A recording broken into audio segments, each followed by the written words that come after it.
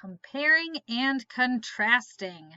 Now, I called it compare and contrast amendments because you're taking a look at two texts that you've read this unit that both have to do with amendments.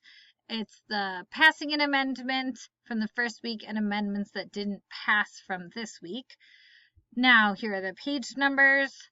Notice I opened them both up in two different tabs, so it's really easy to switch back and forth versus going page, whatever.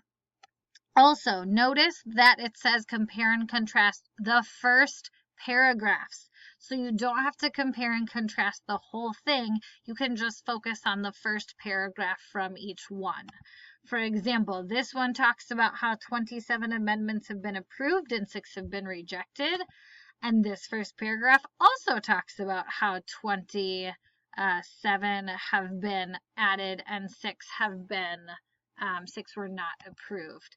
So that is something that they have in common. They both point out those numbers. See what else you can find. See what else you can come up with.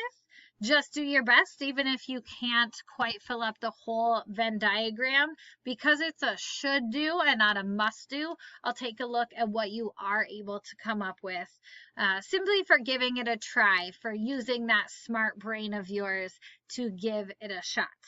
Okay?